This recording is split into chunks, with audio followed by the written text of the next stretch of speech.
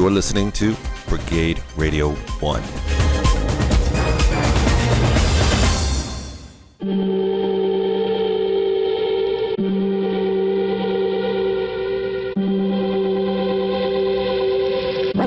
Welcome to the Antisocial Show. They're coming. They're coming.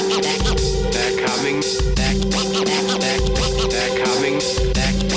They're coming to get you.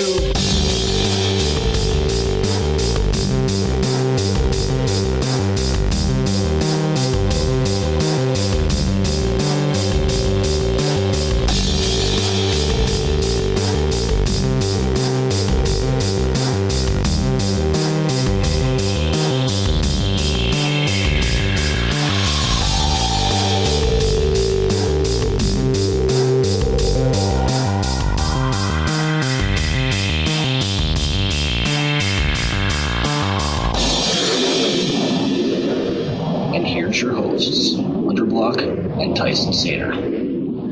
Hello, everybody. Welcome to another episode of Antisocial Show, a show that says you shouldn't be an angry Ewok, even if you are, in fact, an angry Ewok. I am Hunter Block, and he's Tyson Sater. So, okay, I was thinking long and hard about this because, even though we don't necessarily put content together per se, we do grab things here and there that we want to talk about, obviously, on the show. Mm-hmm. And I was going through social media, and I came across this really interesting article about the I See Dead People kid. And we all know who that person is. And they were arrested for being drunk and disorderly. And we don't have to get into the details of this, but that's why I opened the show with "Don't be an angry Ewok," even if you're an angry Ewok, because he reminds me of like this cute little Ewok. Oh, and I see. And Osmond, we're gonna call him by his last name, but Osmond, you got to calm down, brother. All right. And I was thinking, like, what if somebody started a "Leave Osmond Alone" movement? You know what I mean? It's just like his face on the shirt, and it just says "Leave Osmond Alone." Leave Osmond alone. Correct. And if anyone capitalizes off this, I want our show to get like some type of royalties for this, because we did now in fact coin this. Leave Osmond alone.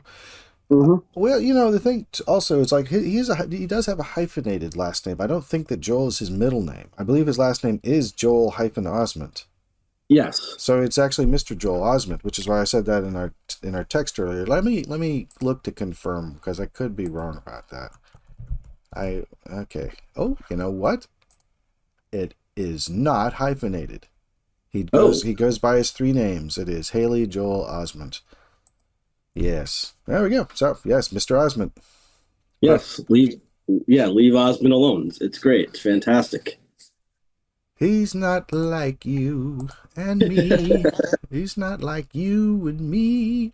You know what song that's a takeoff of? I do not. It's a song called "Leave Virginia Alone" by Rod Stewart. Ooh, okay. It's latter day Rod Stewart's, meaning it's early 2000s rather than stuff from the 60s and 70s, or the 80s even. He's had actually hits in multiple decades throughout the years. It's Rod Stewart. What do you say? I'm so happy that you actually brought up a singer, and you were singing there for a little bit for a second there. Okay. Because that leads perfectly and seamlessly into the question I've been dying to ask you since I came up with it. Okay. So everybody out there listening in podcast or soundcast land,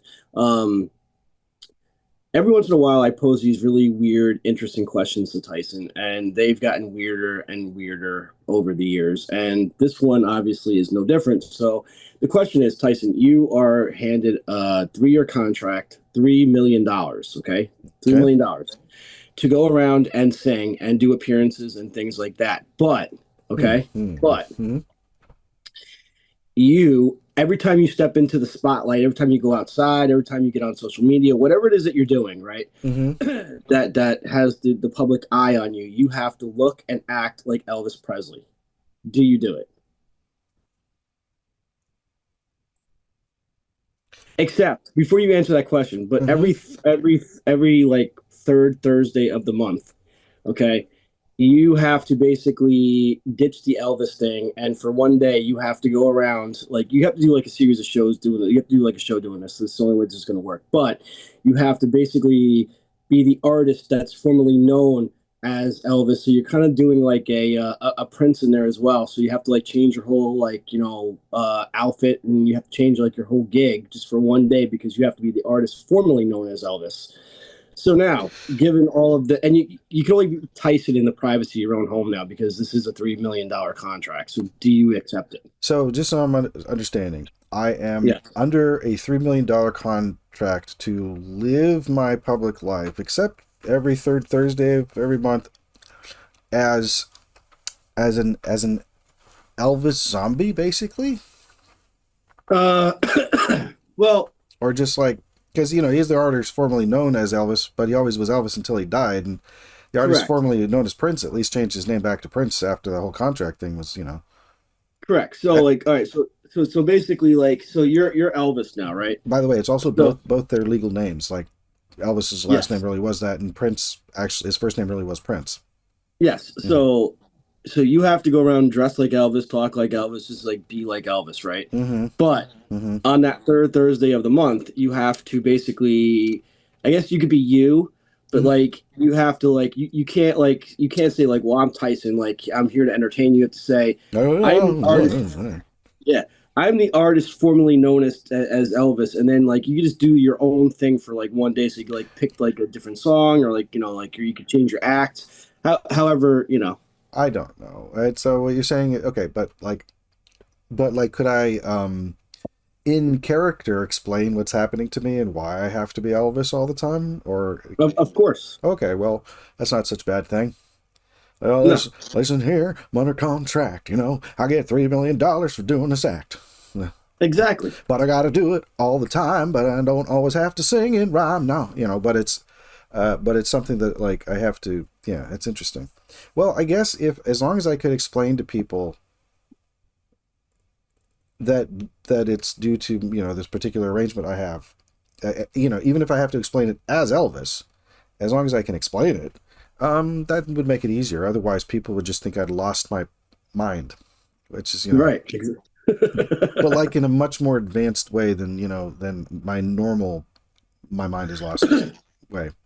Oh, Hmm. and I understand there's a lot of flying involved, but you can't be like the Ultimate Warrior though. Hmm. I get to fly. Well, yes, you got to fly around to different locations, different gigs and stuff like that. But Like like, Super Elvis? No? no, you'll be on planes and stuff like Oh, flying around. well, that's not Yeah, quite as fun. But yeah, yeah. but it could be like heavily rhinestone planes. But you Ultimate just Warrior, what's that a reference to? The wrestler? Did he die in a plane crash? What happened? no. So Hmm. in the early years of the Ultimate Warrior being the Ultimate Warrior, right? We're talking like '80s and stuff like that when he was like, Saturday Night Main Event? yep. Hmm. So he's flying obviously with other wrestlers. He's flying with the Undertaker, right? So they get off at the airport and they're coming out, and this kid noticed who he was, so he ran up to him and said, "Can I take a picture with you?" And he's like, the Ultimate Warrior's like, "Leave me the F alone, kid," or something like that. So and the Undertaker's like, "Bro, you can't do that to the fans." So, but that voice now that was Ultimate Warrior because so to me it sounded like Randy Macho Man Savage. Maybe. But I don't. But then again, I've not heard Ultimate Warrior speak for a very long time, and then maybe they sound similar because like Step into a Slim Jim. Yeah. Oh yeah. So that's Randy Macho Man Savage. Yeah. The Macho Man is gonna come and take the belt away from you. Mm-hmm. Yeah. I'm gonna make you a Spider-Man, Spider Boy. Oh wait, Yep, because he was in Spider-Man. yeah. Because he was in Spider-Man. Yeah. Yep. With Tobey Yep. Maguire, or Tobey Maguire's stunt double at any rate. Yeah, wouldn't it be great if Tobey Maguire did his own stunts, like Jackie Chan, Tobey Maguire. Speaking of doing one's own stunts, you ever seen the movie? Yes. You ever seen the movie Noises Off? No, I don't think so. Okay, so it's probably one of the greatest movies ever made. I mean, Right. as far as I know, I don't tend to resort to hyperbole that much, but like as far as comedies go, and as far as movies about that take place in the world of the theater, it's beautifully shot. It's got an amazing cast, And I'm trying to think of why I asked you that in the first place, and it had something to do with performance, or the voices, or what were we talking about between the wrestlers and between me bringing it up? Like, it was a little segue that got me into that. Oh, Spider-Man? No. yeah, Stunts. It was doing your own stunts. yes. Yeah, okay, so there's people in this movie. It's basically it's based on a play, and the way the play works is that you see the first act, and the first act is actors in the theater, as in there are actors playing actors in a theater. Then there's actors playing the stage manager, actors playing the behind the scenes people, and an actor playing the director of the play. And the first act of the play is the director and the actors getting act one of a fictional play ready, because it's like dress rehearsal, although many of them think it's the tech rehearsal, and stuff's still not going right. Not only now, this is kind of like a high stakes thing, because they have to be able to pull off this 2-act play that they're doing, and then do it for weeks, do it more, and eventually be on Broadway in like 3 months, I think it was, or 6 months. It's one of those. So not only do they have to perform it, but they also have to travel with each other and perform it. Now, you don't see any of that, but you do see them rehearse the first act, so you understand how the first act's supposed to go. Then in the second part of the movie, because there's actually 3 acts to the movie, but only 2 acts to the play. Am I confusing, or are you with me so far? I think I'm with you so far. Okay, so so there's the movie has a 3-act structure, and the play has a 3-act structure, but the play that's being rehearsed, the fictional play within the play, has only got 2 acts. Okay? Okay. So you see the first act. You never see what the second act is. You never see how it goes down, but you're not supposed to be, because you're supposed to be familiar enough with how the first act is supposed to go, so that when it gets to the second act of the play, not the play within the play, but the overall play, which is called Noises Off. Here's the thing. The play within the play is called Nothing On. It's a farce. So there's a lot of like people opening doors and closing doors and like running in and out and just missing each other and like mistaken identity and things like that. Stuff that's, great comedy fare, especially with the stage. And so you see it from the stage. So you know how it's supposed to go. And then time moves forward. And they've been traveling for a while. It's been like 3 weeks, and they're starting to get on each other's nerves. In fact, there's a couple. They were a couple during the show, and now they're infighting, and then so you hear about this, and then you see them do a matinee of and you see it from backstage. So then it's completely backstage, and mostly completely, and they're just silently, like quietly, like a silent film comedy, sabotaging each other before they go out on stage, because they're basically fighting. They're doing everything but punching each other in the face. Like there's being chased with an axe. There's a little bit of strangling. There's but my point is that these actors are doing their own stunts. And by the way, the third act of the play, Noises Off, you see it from the front again, but more weeks later, when they've still been fighting, like a couple of weeks before they even get to Broadway. So, like, it's by that point it's just chaos, and it's really funny, really really funny. So, what was my point of that? Oh, so the stunts. So there's people like jumping upstairs with their pants around their ankles, which is dangerous. It's actually Christopher Reeve doing it.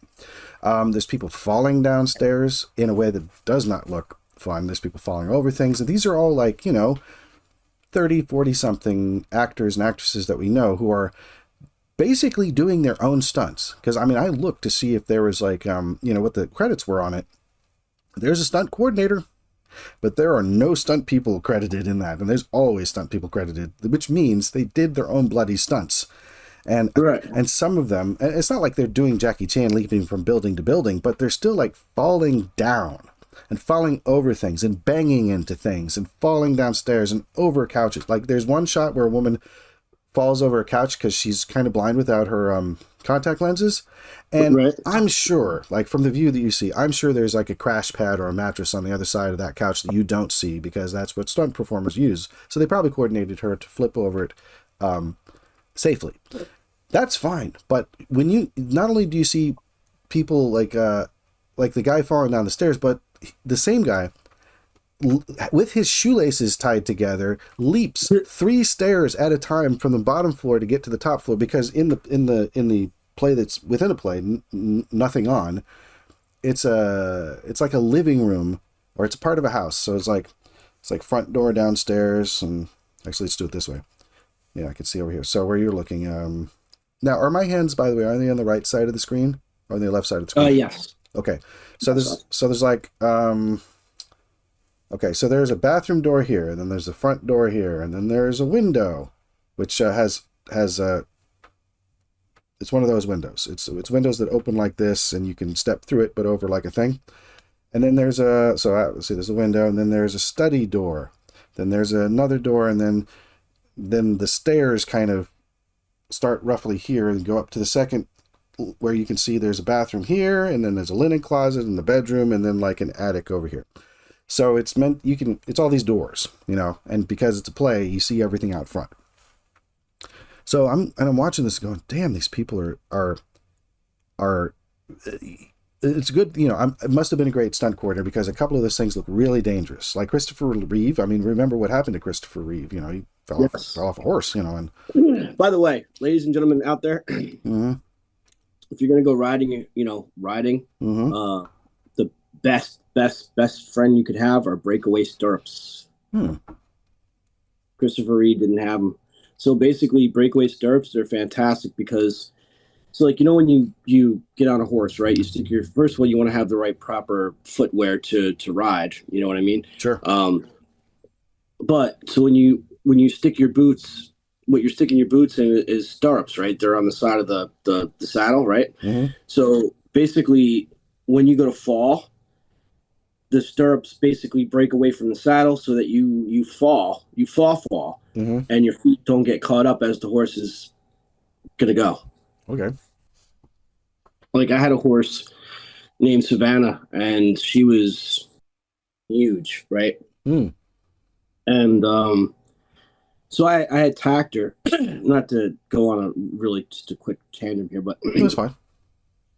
So I tacked her up, and she was already giving me a hard time. She wasn't really being used to being ridden at that point. So we're trying to, like break her back in. Mm-hmm.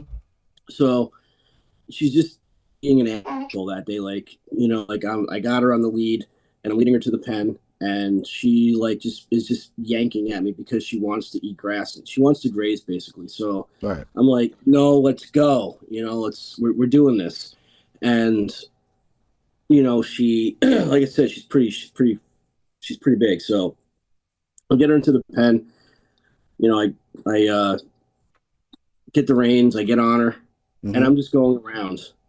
But next door, they were doing construction work, right? So it spooked her, and she took off. So I went kind of like forward, like I went backwards, and then I went forward, right? And then I got her to stop and stuff like that. I'm like, yeah, I think you're done for today.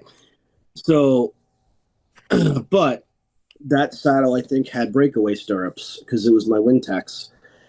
Wow, lucky then. Yeah. Or correction, ex-wife's Wintex. But yeah, it was. I was like, yeah, we're not doing this, and I'm like, we're done now. So that's, I think, where Christopher Reeves went wrong. It was like he wasn't his foot got caught. So like when his horse jumped and he fell, yeah, that's why his foot his got body caught. Or something, or yeah, foot got caught, and then the horse just kept going. Yeah, you know what I mean. It's just like when a horse goes up, right? So like when a horse goes up, when it rears up for whatever reason, mm-hmm. you want to lean into it. Okay. So, yes, just safety tips. Sure, safety tips for equestrianism, absolutely. By the way, I'm looking at you on the screen right now, so you can see, I don't know where it looks like my eyes are going. To me, it looks like they're looking off that direction. But that's what you're right. I'm pointing directly at you. Kind of. You're kind of like, looks like that. No, I'm pointing at you. See, this is me pointing at the camera.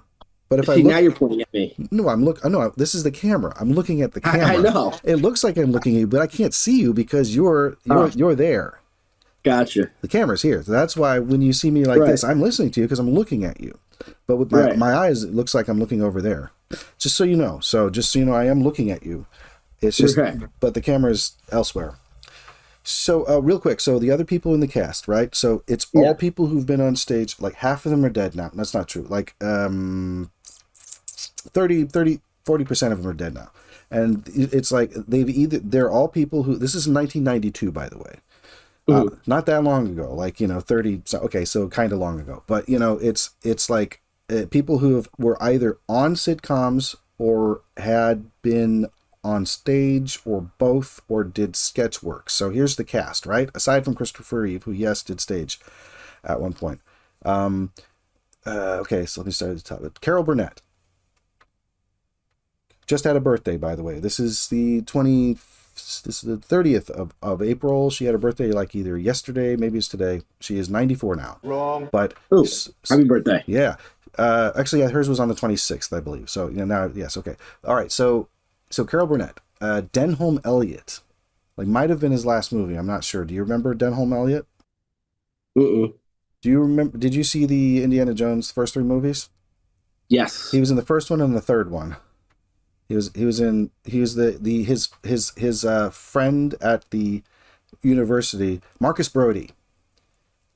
The one who's like, in India, this is like nothing you have ever gone after before, And yes. And he brings a gun, and it's like the last time you see Marcus Brody. And then he's in the third movie because he ends up having to meet them.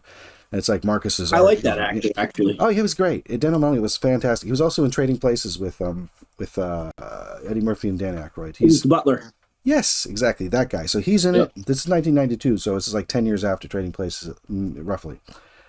Maybe 8. Anyway, then, okay, so starting there, you got Michael Caine. Yes. Who's plays the director. Then the other actors are, so there's the youngest person is Nicolette Sheridan. She's like 29 when they make this, and she's coupled up with John Ritter. Yes. One of the best physical comedians of his time. This guy can take a fall. And when you see John Ritter take a fall, you kind of almost don't worry. Because he's taken them so successfully in the past that when he does it, he's like, his falls are so spectacular. He's like Dick Van Dyke level of, oh my God, I can't believe I just saw a person do that. Kind of. John Ritter was genius. Yes, he was. And he was also, he's very funny. And by the way, all the acting in this movie is fantastic. Okay, so then we get to the other. So we got Christopher Reeve, and he's paired up with Mary Lou Henner from Taxi and other things. And also Johnny Dangerously. Remember she was in that? Did you ever see that one? Yep. Yeah, it was a silly movie. Well, it was, it was an airplane style film about the mob. But like the 30s or something. Michael Keaton, a lot of great people. Anyway, so also, let's see, that's it. Oh, and then like the behind the scenes people, the 2 main ones are Mark Linn-Baker. You might remember from Perfect Strangers.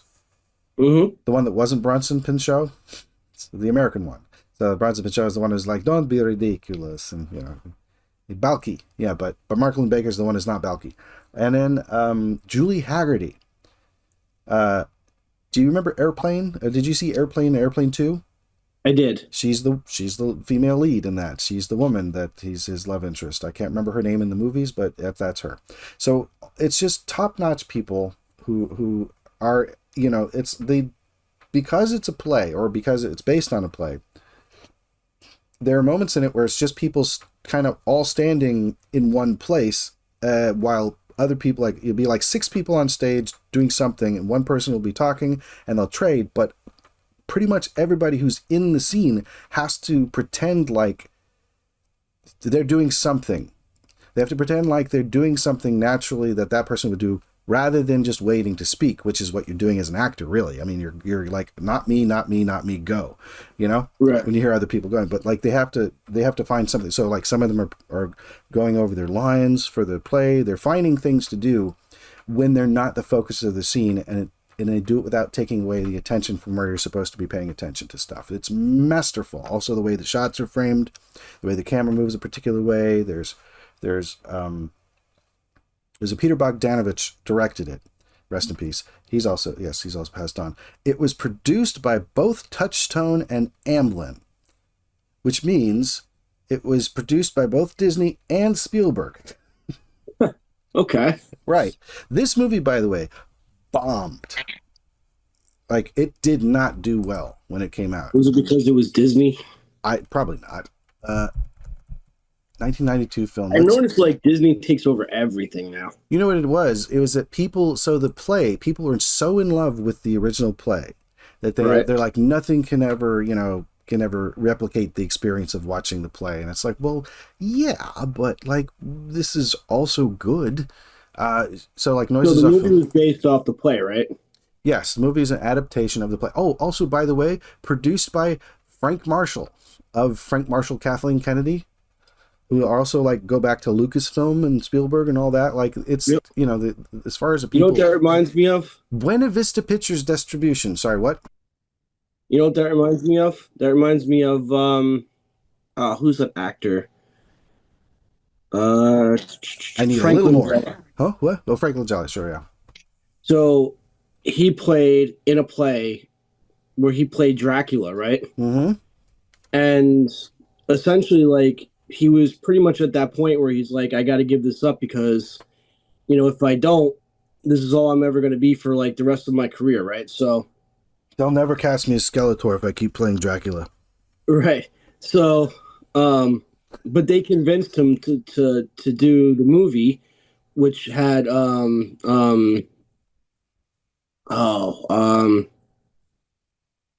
crap. Who's that one actor who played Dr. Loomis in Halloween? Oh, Donald Pleasance? Yes, thank you. Mm-hmm. So you had a young Donald Pleasance in this movie as well. And, wow. So they convinced him to wear the cape one more time and do it in the movie, right? This movie, it dived. Because also at the same time, another vampire movie was coming out that was people were gravitating towards. So people weren't even gravitating towards this because this was like a dark romantic side of Dracula that he was trying to portray and didn't have fangs or nothing like that. And like, don't get me wrong, it was beautifully done. There was parts of it that, yes, when you're like super young, I guess, or you're a kid, that would like freak you the hell out. Like sure. The one scene that freaked me out as watching it as a kid was that one scene where like Van Helsing goes underground to try to find his daughter, and there his daughter is, and she's like all messed up, and that part freaked me the hell out. But it was again, it caught cult popularity like 10 years after its release or something like that. It was on VHS. Was it 1978? Yep. 79. Let's see. So it was okay. Well, okay. So it was made for $12.2 million, right? Yep. By the way, I was going to ask who played Van Helsing, and if I were to guess based on this cast, I'm going to say it was probably Laurence Olivier. Yes, it was. Well, wow. Okay. Well, yep. I got to see that. Sylvester McCoy's in it. Yep. Oh, that's interesting. I the only other thing I'd seen Sylvester McCoy in is he was the Seventh Doctor. Yes, Seventh Doctor. The Doctor Who before they canceled the series the first time. Yes. So, okay, so by comparison, so the movie underperformed. It was, would you like to know its budget? Yes. $12.2 million. Which doesn't sound like a lot, but this was this is 1978 or 9 when it's filmed. It was released in 79.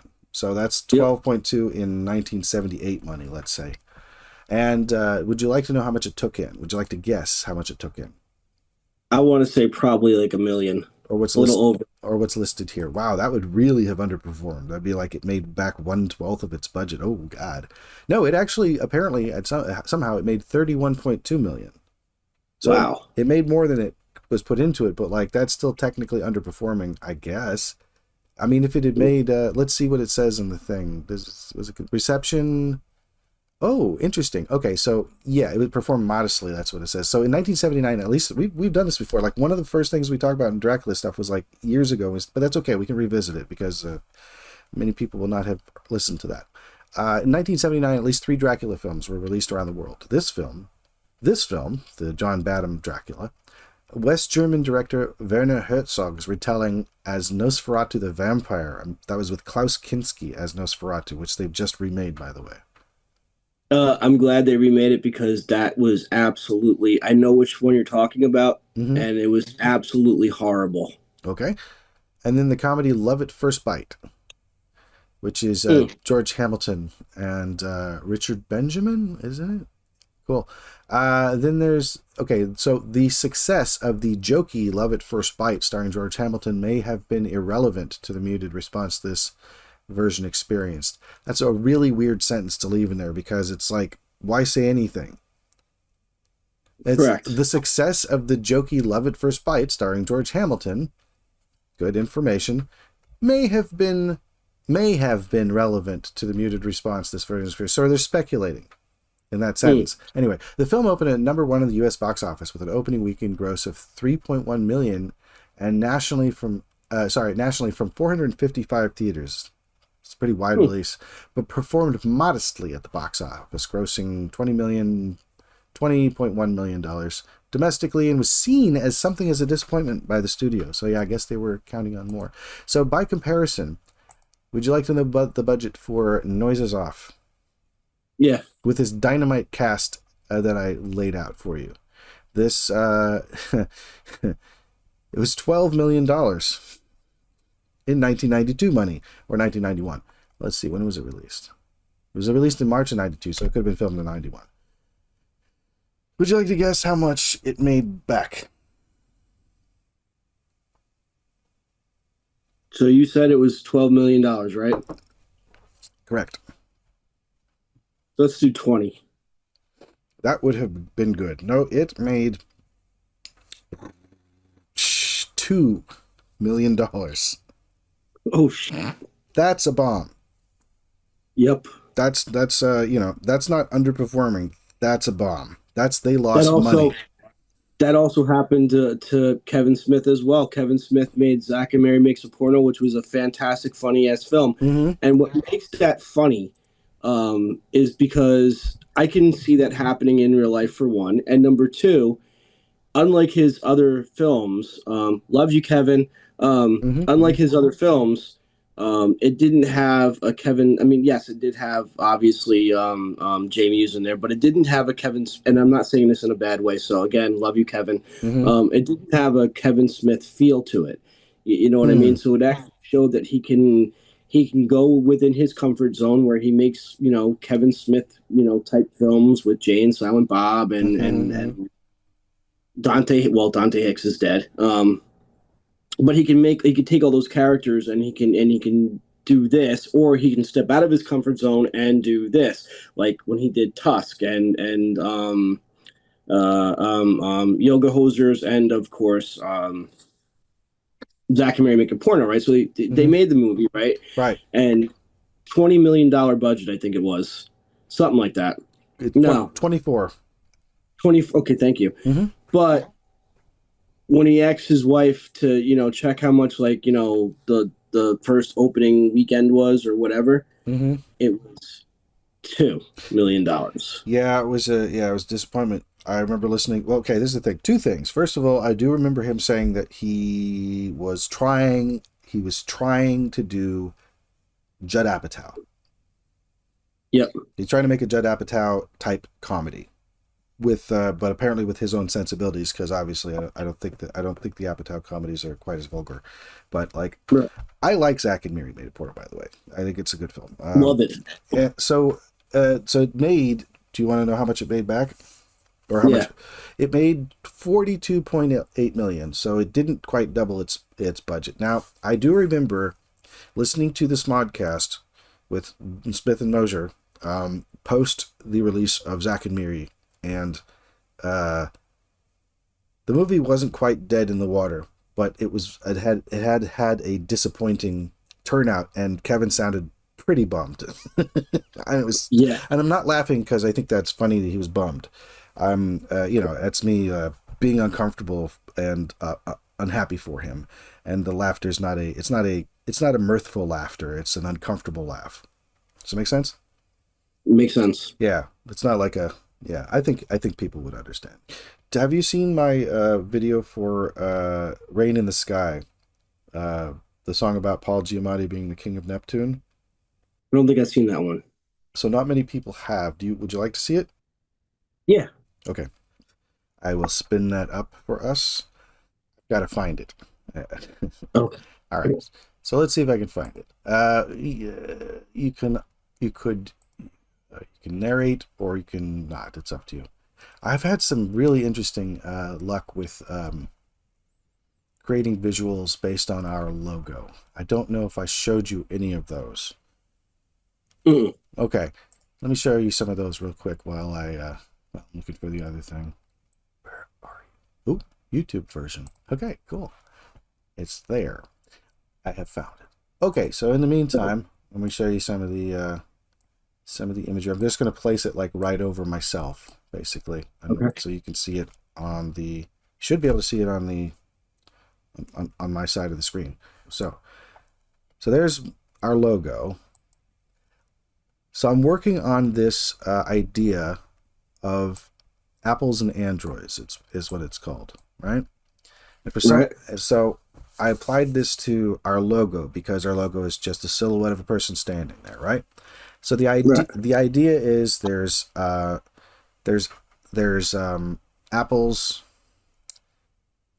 There's apples and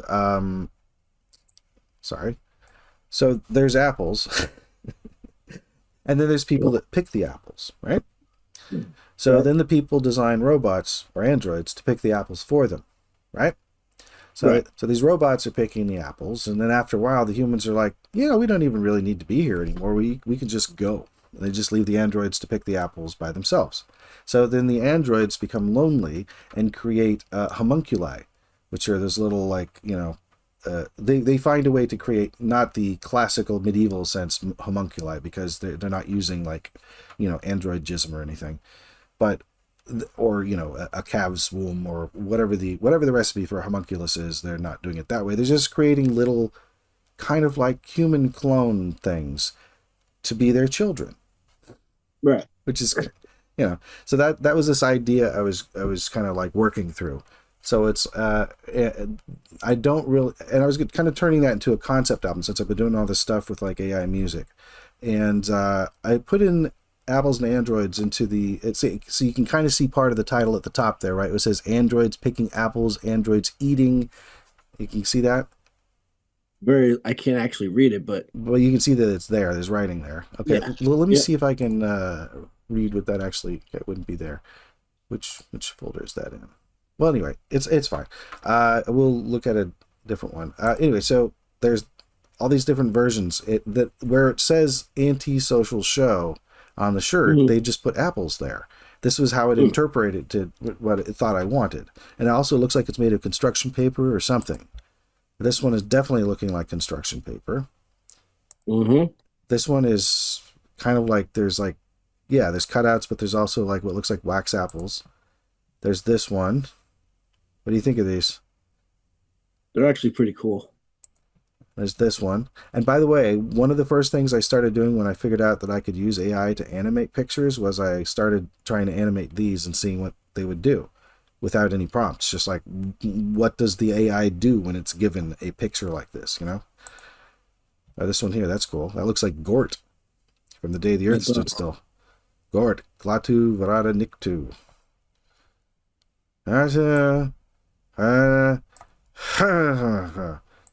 Anyway, there's this guy. Oh yeah, there we go. Peter Cushing lives in Whitstable. I have seen him picking apples. All right. This one. This is almost like Slenderman kind of territory, but with green and red. Like how sharp the difference is between these reds and these greens, and like they're like chartreuse kind of. This guy looks like he's made of clay, kind of. And yet there's still the apples. The apples being stuck to them is one of the weirdest things to me, because it kept doing this consistently. Or then sometimes you'd get something that looked like an alien action figure. Right? Uh-huh. You got kind of a Dr. Manhattan thing going on there. Yeah, my man's got like 4 hands. He does, and 2 huge apples. How do you like them apples? And this guy. Looks like the Riddler. It does, and it looks like he's got some apple bosom. He does. It's like nice apples. Got the apple bosom jeans boots with that doesn't work. Oh, God. Look at this guy's face. Hello, I'm here for the tall man audition. Yeah, right. You want you wanted somebody vaguely Angus Scrim, but without hair, and yeah, it's like the zombie It's about to begin. It's a very zombie Undertaker look, and yes, his eye's a little messed up over here, but Yep. but like once these things start animating, they start looking so real that like it's that you forget about the first frame. You can just not use the first frame, really. That one's really fascinating because it decided to put some on either side, and then caterpillar type dude in the middle. Mm-hmm. This one's kind of like vaguely Colin Mockery, vaguely Boris Karloff. I'm not sure what's going on. This one is one of my favorite ones. I'm actually using this as one of my avatars, but right? Yep. That's hilarious. And this one, I animated this one. And then this guy, pretty cool, huh? Looks like a Russian spy agent. Yeah. Oh, but the lighting also on these is so good, like the shadow on this side here. It has depth, Bring that closer. Yeah, that looks like a straight up alien from a different planet. Well, he's got the little knob there, yeah. Yep. All right, and then, so this, what you're looking at here is, let's see, the font, what's this called? It's all the thing. It's all the information, and it's one of those animations. I'm not going to play the whole thing because you can see it's 8 minutes. And by the way, this is one I wouldn't use because it's got these lines through it. Like it was glitchy, but it was interesting, but very glitchy. So I'm just going to kind of let it play. Also, you see it's stuttering a bit like that, and it shouldn't be because it's not drawing off of anything. You see like all the kind of like origami. What are you thinking when you see this? I like it. It's I like how every picture is different. Mm-hmm. Like this actually should be a smooth animation. I'm not sure why it's doing this, why it's stuttering like this, but like it's keeping this odd symmetry, and it's like it's trying to tell the story that you wanted to tell. Like, look, there's apples, There's Apple again. Yeah, it's keeping the motif. It takes the thing I gave it, and it just keeps iterating and iterating. And I thought, well, it would be interesting to let it go for a full 8 minutes. And I got this back, and I was like, well, I like everything in this except for those lions. That just looks bad. So why don't I run it again? So I have one that is turned out better. Also, look at this. What the hell? Okay, so before it started turning like that, let me just pause this real quick. As I'm not going to play the whole thing, but and go back here. Yeah. It's like now they're in like a museum or something. There's this art on the wall. There's this kind of, and this is just nuts. If I scoot forward like 3 minutes, now we're over here. Or if I, or this. I mean, it goes from it just keeps evolving and evolving. Like it, like, look at that. I'm just running through it backwards. Like there's so much of it. There's so much of it. Yeah. So that's kind of my point on that there, is that there's that. Now that I found the thing, are you ready to hear the thingamabob? Yeah.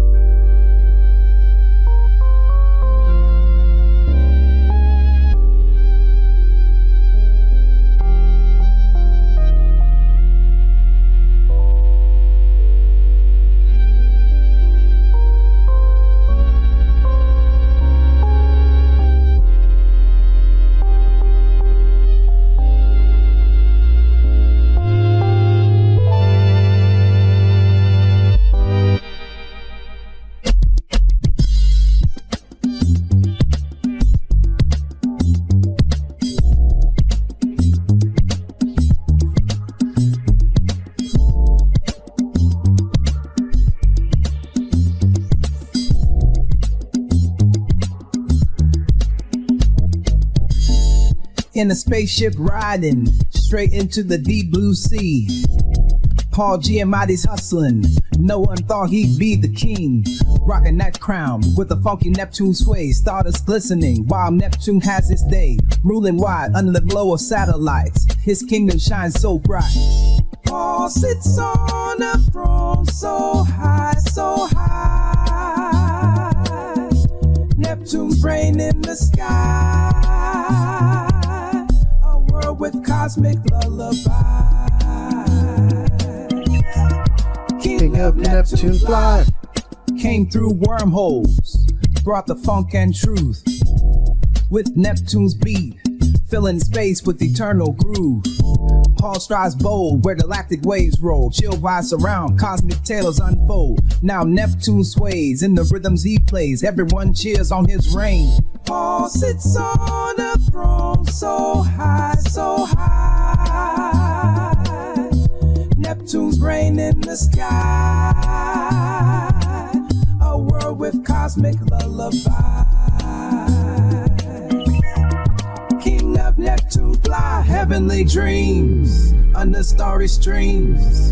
Time travels slow through Neptune's glow. He's the ruler, the one who gleams. Paul's dream on Neptune's scene. Paul sits on a throne so high, so high. Neptune's reign in the sky, a world with cosmic lullabies. King of Neptune fly.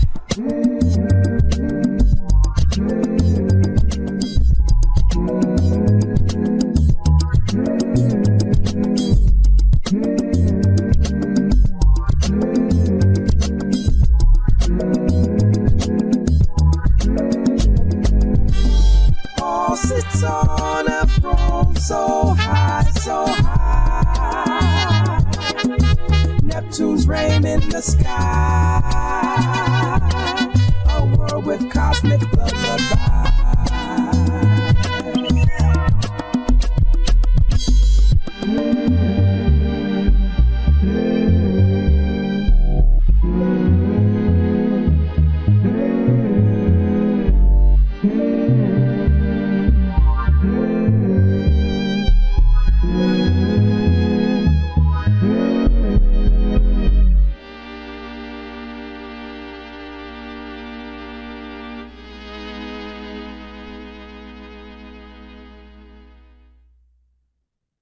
And there you have it. That was pretty dope, dude. Thanks. You're welcome. It was very like not only mesmerizing, but it was like also like very like psychedelic as well. Yeah, I got really lucky with a lot of it. As it was like, you got to come up with the prompt, and it's like Paul Giamatti is the king of Neptune. He travels through portals, to get to save the universe, yada yada. And that's kind of what you want. Is you want the essence of that, right? And so like, there's a whole middle portion of it where, like at the beginning when the guy sits down on the throne, that's not part of the second. Like, I made that separately from the part where it starts like changing and morphing as he's sitting on the throne, and then when it starts pushing forward, that's made with the. So basically, from the time it starts, he sits down and then it starts morphing. Like, once that morphing starts, that's a whole separate like program, and then it just iterates and iterates until I get to a part in the song where I want to change the direction it's going. So instead of traveling forward, maybe it like turns back and then starts turning to the side and going like that. And you sort of like do it. Basically what I did is I sort of laid out the song. I was like, okay, by minute, this many seconds in, it should probably do something else. So I sort of did it that way. I made these separate chunks. I stitched them together, or had it iterate that way. And that's mostly what it gave me. And then on the final frame, I used the same program I used for the beginning, where it turned the picture that it gave me to something that looked more realistic. Like, it was, you can see in that first bit, it's a very natural motion that the guy does to sit down. Like, oh, it's fantastic. I like the whole space concept too. Yeah. And the futuristic city. Huh? And the futuristic city. Yeah, it's interesting that it decided to give me something like that. It's unpredictable, but like, what it gets right, it does really well, So that's Kyber. That's the program I've been using for the last couple of years and trying different things with. And then like I was like, I'm making all this AI music and I'm having a good time doing it. What are the applications for this? So doing animations based on the music was the first thing I tried. And then I don't know if you knew this, but I've been able to sing these songs at karaoke. Yes.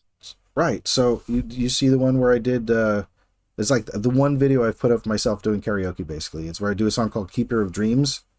I think I put that on our TikTok page. You might have, yeah, you might have reposted that. But yeah, Keeper of Dreams, it's a song about, well, there's a little introduction on it, and I explain what the song's about before I sing it. It's about the zookeeper of mythical creatures.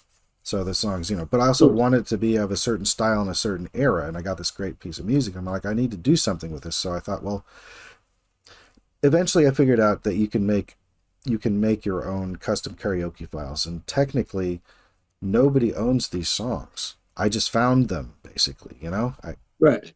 So anybody can perform them. So why not make them into karaoke songs? So literally anybody can perform them. That's pretty cool. Because they are songs. I mean, even if it doesn't matter where they came from, they still sound like. Would you know the difference? If I hadn't told you that song was computer generated, just from an idea that I gave it in like a style I wanted? Like it's literally, I'd said, like, would you have known? Like if you'd heard it, just sounds like a regular, piece of music. Correct. I mean, there are certain word choices that it uses occasionally that are puzzling at times because of the fact that it's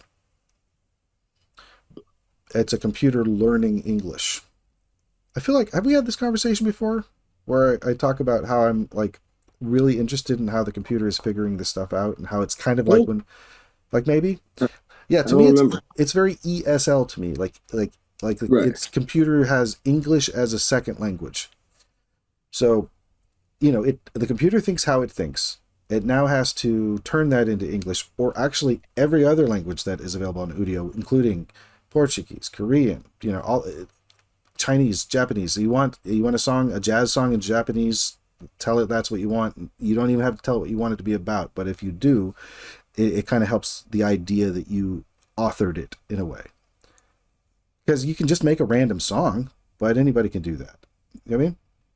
Anybody can just push a button and be like, song, like rolling a dice, go, I got 6. And here's the song that came out of 6. But like when you say, but I want it to be about this, and I'd like it to be a country song, and I'd like it to have a male and female vocalist. I'd like there to be a duet, things like that. Now you're sculpting the idea, and you're making it into something that is more, well, you're certainly giving the computer a clearer sense of what you want. And then the computer does its best, and it comes back and is like, is this it? Is this what you wanted? And they give you 2 at a time, and you listen to it, and you go, yeah, that's pretty good. Or, that one's not going on the refrigerator. Sorry. I've been using Chat GBT. Oh, yeah. In what capacity? That sounds fascinating. I've been experimenting with creating imagery. So I did like a couple of deer skulls with Native American and or Norse or Viking war paint. Interesting combination. Do you have any? So you can actually bring those pictures to life. Can you? Yeah. Well, that's the kind of the thing. I'll give you an example if I can find it. So I was doing a lot of AI art generating, and I was using Dream Studio. And then Dream Studio started evolving. Like right after the time we stopped doing October specials, it like made a huge leap in its capabilities. And then I made a whole bunch of images. Like I'm working on this kind of like idea of like burlesque stuff. There was a bunch of David Lynch ideas. Rest in peace, David Lynch. And so like, for example, if I could find it, there is apples and androids. Yeah, showed you that. Yeah. By the way, I had Udio make me a song, because you can actually you can type all the lyrics you want, and you can have it just figure out what it should sound like. So you can go even further with your authorship. of something, which is fascinating. So I fleshed out my idea for the Apples and Androids story and kind of like put it in song and then had it try and figure out what that song sounded like. And, it doesn't always get things right the first time. It doesn't even get things close a lot of the time, but what it does do interesting things. So that's cool. Here we go. This is what I was looking at. So I was trying to do something Eraserhead related, right? Right. So it was going to be like Eraserhead and babies. Because what I wanted was like, have you seen Eraserhead? It's the movie, right? Yes, the David Lynch black and white movie from 1977-ish, something around there. Sounds vaguely familiar. Let me see if I can... It would make sense because I did, like, back in the day, I did watch a lot of, like, late 70-ish movies, 80s movies, obviously. 1977. I did get it right. So, yes, Eraserhead's the one where let's see. Is that a horror film? I mean, No. it is basically a horror film, but let's see here. You can't see it here. Yeah. I mean, it's a nightmare, certainly. So let's see. Can you see that? Yeah, I've seen that film. That's the one where the guy's he's got so that in this movie there's like an effed up baby thing in it. Yeah, like I mean, I don't really remember like a whole lot of it, but I remember seeing it. Oh, so the reason why I bring this up is because what I was doing was taking these. I was trying to figure out a way to combine these different things to create something.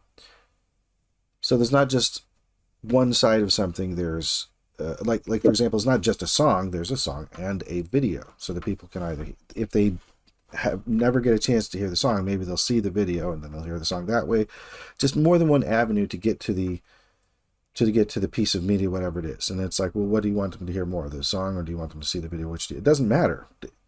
The view or the hearing is all part of it, them being exposed to whatever this is. This thing that they would not otherwise see if I did not find a way to put it in front of them strategically. So one of the projects I was trying to do was I wanted to do something where it's Eraserhead, except there's like healthy, happy babies. Okay. And that'll make sense to anybody who's seen Eraserhead. And so it became a series of stages. By the way, these all started off as still images.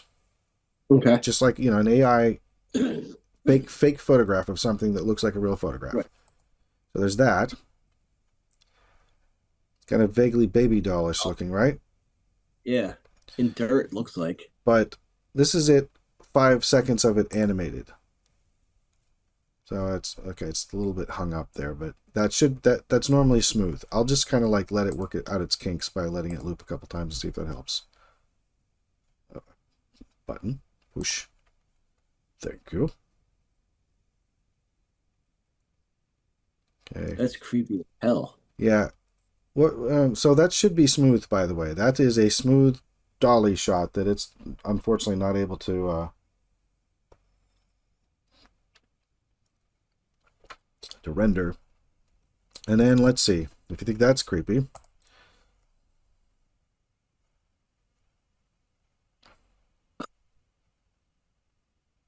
That's even creepier. Right? And then there's this one. It's got like the Evil Within Part 2 vibes. Yeah, it's like, why there's all these partial things? There's something so... See, that's the reason why I was like, it'd be funny to get these to move slightly, because it would make them look like a real thing rather than just a still picture of something. And that's kind of like part of the idea, is like make it look real. So I think that the last, like here, it's like having the camera move around the still image to give it depth. And it's a baby just sort of there. Here, I'll let that loop a couple. So, yeah. Like wet cement. Or something, but it's like, is that clay? Are there hands sticking out of there? Why is that what it goes to? I don't remember there being this kind of thing in Eraserhead, but like, you give it something like Eraserhead to work with, and you're going to get a certain type of effed up image, Right. It's a fairly healthy looking baby. We're not sure what's going on there. Anyway, so there's that one. And then I think this might be the last one, but what it is that, so remember the first one, there was sort of Sorry, where's the control? Hold on. So, the first one was kind of like that tracking shot. And then, yeah, so this is that same shot, except instead of ending at 5 seconds, it goes to 18 seconds. All right? That's bizarre and creepy, man. It is. Now, so you saw It's great. So here's it, if it keeps going for 18 seconds. So that's about where it would stop normally. Oh, but we're still going. See? It's just making this up as it goes. And then suddenly, for some reason, there's one in color with a flock of seagulls haircut. Oh my God, that's like, Right? yeah. So that was just Eraserhead babies, right? And so then I thought, well, huh?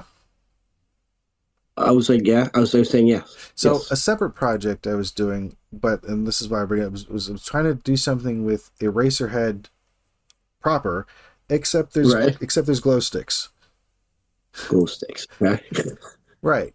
So it's like a black and white movie, except there's glow sticks. They're full of color. So like, okay, so there. That actually already started playing. These are mostly 5. So that started as that picture. So it's like these weird glow stick tendrils hanging down in places, right? Mm-hmm. And it's just kind of slight movement going on. There's not much there. Is that like his glow stick sword? I'm not sure. It could be. There's only like 3 of these. Glow sticks. This is one of my favorites, even though it's so short. This short clip of somebody just sort of like crossing the room in a place that looks like it looks like Donald Trump. There's like a fabric store thing going on here too. Well, the hair is like very much the guy's hair in Eraserhead, but you're right. Right about there, he does sort of get kind of Trumpian in shape, but it's supposed to be Jack Nance as Eraserhead. But look, It looks real. Like it started as a photograph, and it's filling in all this kind of. Oh, it also looks. It doesn't look real. It also looks wrong in some way. Like the way these kind of like. Can you see my cursor pointing at various things here?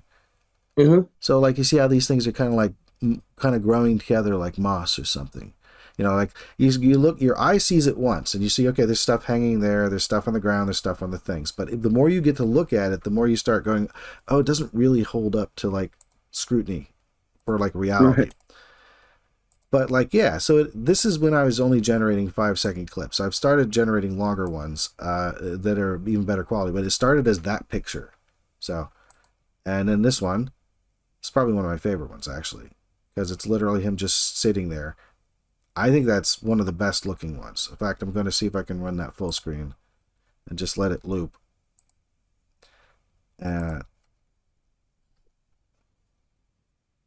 Just for a little bit here. There. See, there's the fluid movement we want. See that? Mm-hmm. And it's kind of haunting, It's like, why is there this curtain of glow sticks? And it's like, well, because you asked for Eraserhead and glow sticks. Well, yes, I literally know the answer is that, but so there's that one. So I had that as a separate thing, and I was like, well, what if I combined the two? So it was like, what if we did like Eraserhead babies and glow sticks? And in my head, Eraserhead babies sounds an awful lot like Muppet Babies. Do you remember Muppet Babies? Oh, of course. Yeah, they make our dreams come true. Yep. So here, just keeping in mind that these started off as photos, I'm just going to show you a bunch of like video clips that I made. So I'm going to let them loop a couple times. This was just a thing that was just a simple pull out, and then by the time it gets to there, by the way, I have longer versions of these because this is an extended one that was, I think, a total of 13 seconds.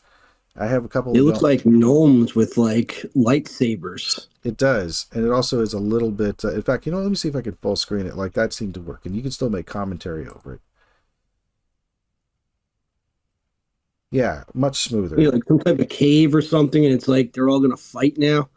It's very strange. Yeah. Oh, that is much smoother now that it's full screen. Thankfully, this seems to be working. So let's do that. Okay, next one. Next slide. There. Okay. What do you think of that? He's like in the dirt with glow sticks, and I'm listening. So what? And his hair looks like he stuck his finger in a light socket, and he's just like kids, you realize where you're at. Like you're in a hole in the ground. It looks like, and it looks like you're just covered in glow sticks. It does. You see, so it's weird how it's blending these two aesthetics. And then let's see. There's this baby here, just sort of crawling through the frame. Now this one, I literally said the baby crawls towards the camera or something like that, because you can tell it what you want it to do, and it will try to approximate it. That baby looks evil, yo. A little bit, yeah. There's something going on there. Yeah, like that baby's not right. Check that out.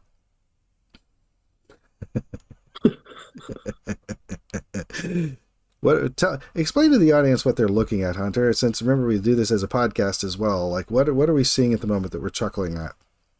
Okay, so it looks like what we're chuckling at essentially is it looks almost like this round kind of like platform purplish looking thing, right? With these heads that are just like stuck there, and they got like some of them got like, you know, like elf looking ears, and they got like these weird like hats on that have like these little like antennas of some sort sticking out, kind of like glow antennas.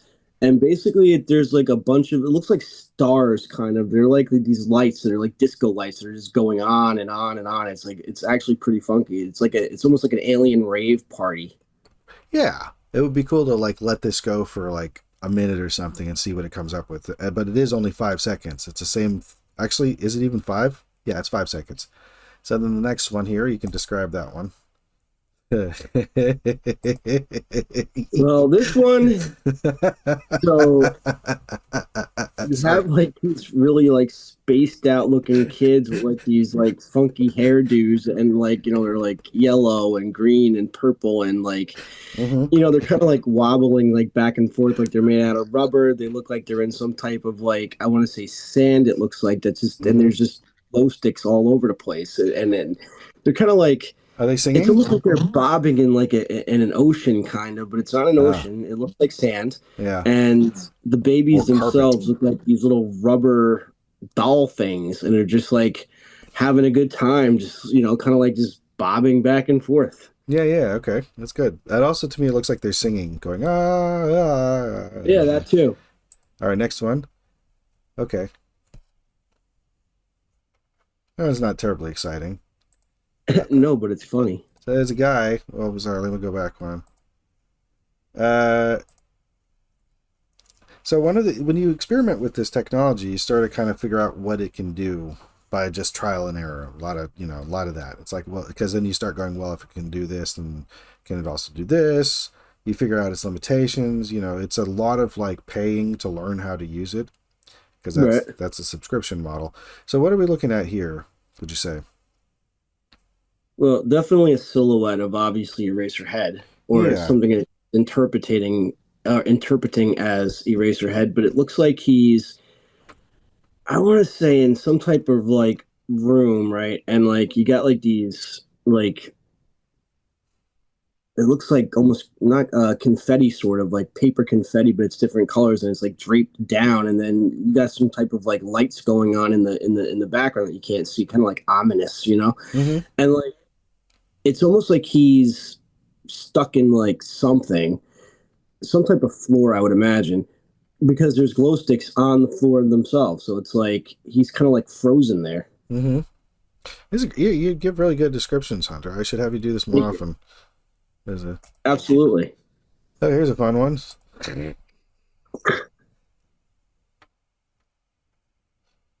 So you got Grandpa here with 2 kids, and it looks like it's an on-stage type deal, and I say that because of the overhead lighting, and then of course you have, it looks like graffiti, it looks like confetti, sorry, like little like paper confetti, like when they hit the gold buzzer on America's Got Talent. And the glow sticks, you got glow sticks here as well, but they're kind of like going up in the air, starting from the ground, and they're kind of like going all over the place. So it's almost like they're standing in a bowl that's made of like these glow sticks, kind of. Right. And they're standing on stage, which is actually pretty wicked. So let me explain a little bit of what's happening here too visually. Is that what you're getting is, this started as a still picture, but at this time you could only do like 4 or 5 seconds at a time. So basically it starts come here. Uh-oh. It's not responding. Oh no. Are you there? I'm here. anyway, so it gets about here ish, and then that's it. And then you can Right. tell it to extend. So then, based on what your prompt was, it starts from this point and then continues iterating. So it made a decision at this point to then reveal that there's like a stage and people on the side in the next few seconds. But like that wasn't necessarily that. There was no indication of that before. You know what I'm saying? Yeah. I was like, okay, well, if you want to see more, then this is what I'm going to give you over here. And okay, here's a fun one. more of those like alien looking things. Like Yeah. seriously, no. I take that back. These are like I don't know, like the back like gnomes, I guess. Kids, like something buried in dirt, and they're kind of just like chilling, and they got like these like glow things, like kind of like mixed in there. So it's like, and it's like really. This one's creepy actually because I feel like. What would you do if you came across like this, like in the ground? Right. That's a good point. You'd probably freak out. You'd think it was some kind of like a mushroom or something that was going to like, take over. Uh-huh. Also, well, so like the texture of these things. Now, if this were actually in a scene from Eraserhead, the soundtrack would probably be like this is what you'd hear. I don't know if this will pick up on the mic, but like just that sound, like yes. wind going. Now I don't know if that worked or not, so I'll have to come back and look at that later. Oh, it did. No, I'm sure you heard it, but I don't know that my recording heard it, so I'll have to know. Gotcha. Once all right, and then we're almost done with these. Here's the last one. So it's more of that first one. It's just been extended a few more seconds because I want to see, well, if I want to see how far the camera's going to pull out, because it takes a certain amount of time to do even this. You know what I mean? Mm-hmm. Because a lot of the time, like when it can't extend, it means it can't it can't look at it. Let me try. So when it can extend, it looks at the last frame that it generated and then tacks on more seconds based on where it thinks it's going, or where it thinks it was going, either from your prompt, or you can change the prompt so that it takes it in a new direction in the next 5 seconds. You can try to do that. But sometimes when the software gets better, the next level can't extend. So you have to do the old you have to actually take a picture of the last frame of the 5-second video it did, and then use that as the first frame of the next 5 seconds, and then stitch them together later, instead of having it just do it itself. So what you run the risk of happening is the computer, the thing not understanding that a movement should continue. Like when it was extended, you saw it, like the one when even though it was jagged, you could tell that it was supposed to just continue moving like that. So like it could be, if it's 10 seconds and it's like, so it could, sorry, my hands are this way. If it's 10 seconds, it could be like, you can go about halfway through. No, that's the other hand. Let's do it this way. This way. Right.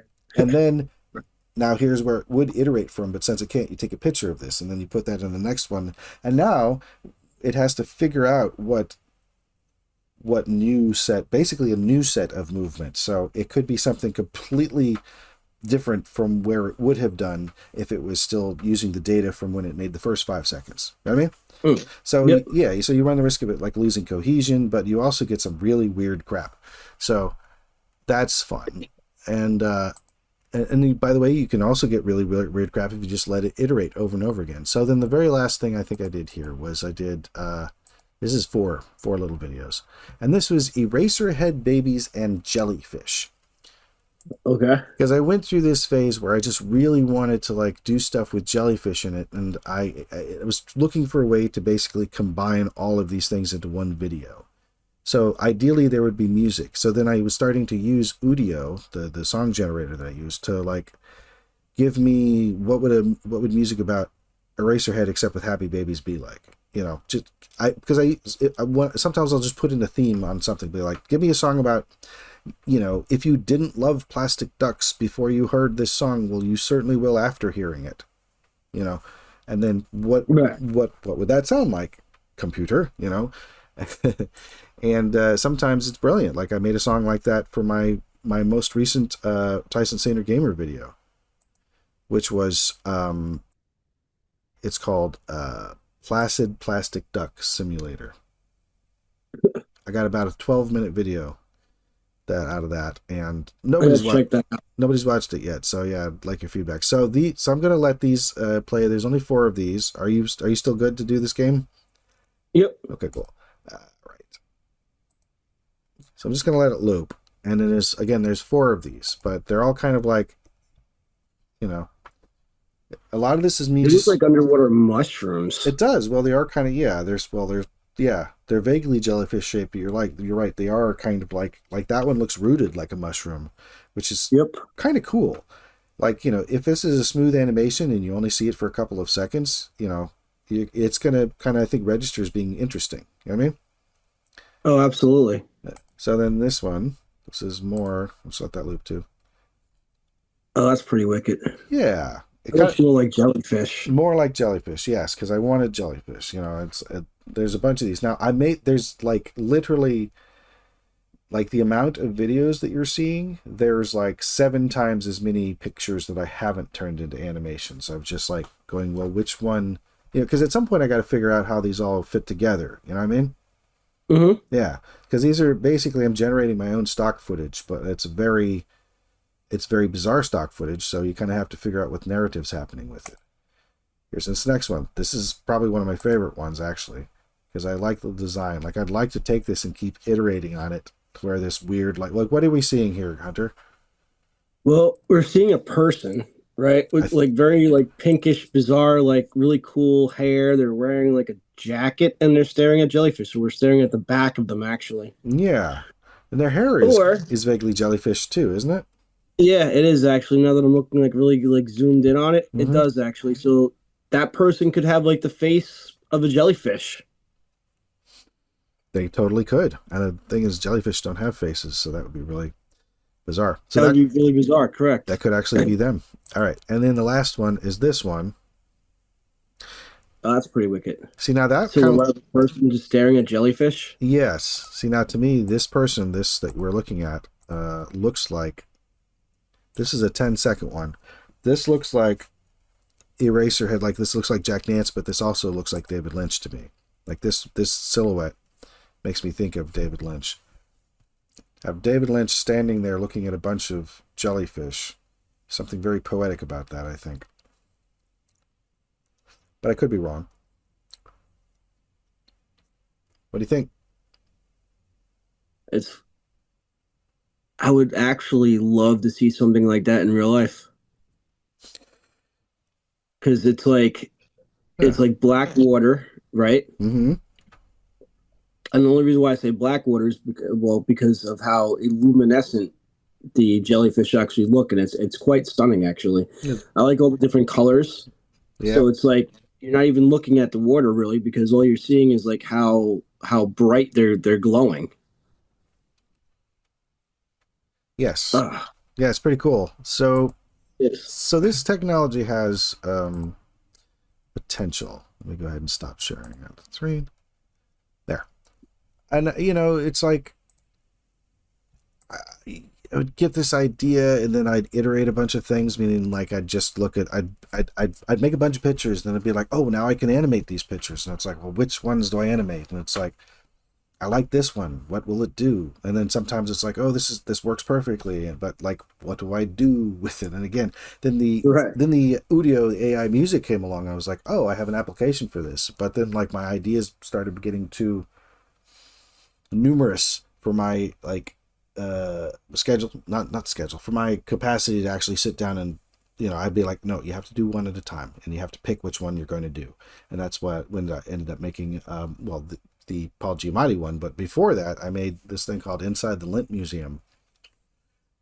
That was a good one. Thank you. I think I actually might have shown that to you already, so I'm not going to do it here. In fact, I think I shared it on the Antisocial TikTok page. I appreciate that. So Inside the Lint Museum is made the way that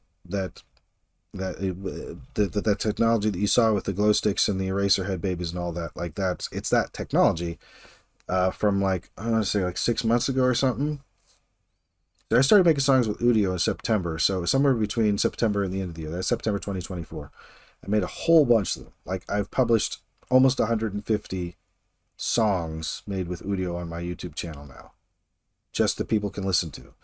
And some of them I'm like, I really want to make a video for this, and then I get like half an idea, and then it's just, But inside the Limp Museum, I had more of a clear idea once I figured out, so if I can make 5-second clips, how many do I need to fill up 2 minutes and 11 seconds? Because that's how long the thing is. And then it became like, oh, this is how many shots I need. And then it became, which shots am I going to use and in what order? And then, so all the things started fitting into place, and that made sense. And for some reason, I just cannot replicate that. I mean, yet. I'm working on making one that's for this song called Translucent Rhythms, which is about lizards made of translucent gel. And it's just a banging R&B song. It's so good. It's such a good piece of music. And I really want to do something with it, but so it's like, oh, and that's the other thing, is I couldn't think of like videos fast enough to get them out there so people could hear the music. And that's when I stumbled across being able to do them for karaoke. And I was like, well, people are definitely going to hear them if I'm in their face singing the song. Right. As I thought about it, I'm like, well, if I can put them in the system, then I should be able to sing them. And also, I can't tell you how many times I've been to karaoke and been like, I've never heard this song before. But, you know, and then I have heard it now. And then sometimes it's like, I haven't heard the song before, but other people have heard it. I can tell because they're singing along, you know? Like the first time I heard Pink Pony Club, I think or the second time, Pink Pony Club by Chappell Rowan, I was like, oh, these people have all heard this song. That's cool. And then, but like, so like the difference between me hearing a song that I've never heard before and them hearing a song that they've never heard before that also didn't exist before, like, you know, a few months ago. That's why they haven't heard it. So they're hearing it now, you know? Yeah. Like the Cthulhu song, Eldritch Romance. I've sung that on stage. Actually, it's probably be one of my next, when I'm going through footage, I've been taking footage of myself singing these songs because that first one did well. I mean, I don't know, it felt good. It felt good to have that as a thing. I need to have more of those. So I've been filming myself doing these songs, and I will publish more soon. But it's like getting things prioritized. I'm working on getting episode 101 out. It is nearly out. We're finally at the home stretch. I'm eating the extremely spicy chips, and then it's just a matter of putting on the front and the back, rendering that puppy, and getting it up on the web, and then doing episode 102, and then 103, and then 104, 105, and then this is 106. Yep, but congratulations, my brother, because that means we've had a successful 106 episodes of the Antisocial Show. We are still here. We are still here. Yes. Yes. We have survived the, as Mark Hershon used to say, the podcast graveyard. We're resurrected, but nobody knows because I haven't. Correct. Because I gotta publish the episodes and stuff. But like, yeah. Did you have anything you wanted to say before I do the thing? Oh, yeah. Just real quick. Mm-hmm.